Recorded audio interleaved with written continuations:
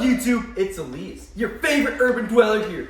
Welcome to the channel. Before we get started, make sure you smash that like and subscribe button because today we are going to be interviewing Baron Haussmann and Napoleon III. These dudes helped redesign Paris, my favorite city. But before we start, I want to make sure that you understand what's been going on to us urban dwellers in Paris before these awesome dudes.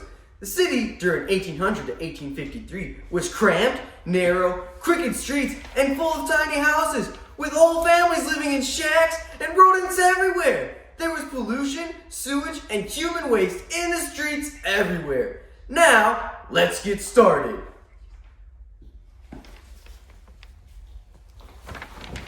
So you're Baron Haussmann. I know you helped revolutionize Paris.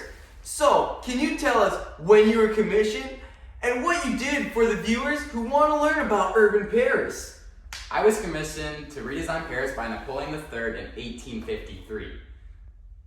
I spent 27 years changing Paris for the better. I destroyed old, narrow, and crooked roads and replaced them with orderly, wide avenues. Not only that, I also enforced a strict building code that boosted uniformity in my beautiful city. Wow! So you made the city of Paris neat and new! That's right. I also introduced official green spaces to the city, where there were hundreds of thousands of trees. And I opened spaces to boost hygiene and leisurely activities. What do you think about the thousands of poor pet citizens who had to move because of your huge spending? No comment. Cut the camera! Well, it seems like Haussmann does not like these poor people. But anyways, next up, we've got Napoleon I. So, tell us what you did for the city of Paris.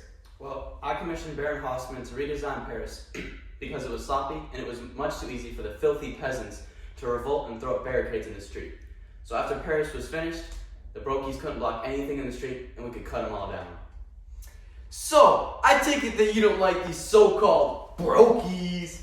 Not at all. They crowd our streets, they write about petty little things that don't matter, and they ruin the view of the city from my window, and we would all be much better without them. Interesting. Did you contribute to the redesign of Paris, or did you just tell Haussmann to do it? No, I actually drew out a map of the 85 miles of roads that we implemented, not him, and I did it by hand. And I personally marked and organized it myself. Awesome! Would you like to comment on your failed coup attempts and behavior that causes people to think that you have dementia? I actually drew the 85 miles of roads that we... Stop! No, I don't have dementia! Haussmann's redesign of Paris led the standardization of Europe urbanism to exponentially increase in its orderliness and uniformity. This standardization was soon deemed Haussmannization, and this revolutionary pioneering prioritized hygiene, traffic flow, and security over traditional chaotic medieval street patterns. Its signature wide boulevards, uniform creamstone architecture, and modern infrastructure heavily influenced cities like Vienna, Rome, Madrid, and Barcelona. Many European capitals adopted Paris's advanced subterranean sewer, water, and gas networks, improving health across the continent. Overall, Haussmann's redesign of Paris set an example for the rest of Europe to follow. It created new technologically advanced cities and boosted the flow and hygiene of the people. Without this monumental moment in European history, the continent as we know today would still be wandering through the crooked, haphazard roads of a pre-Haussmann city and living in an inferior urban experience. Thank you.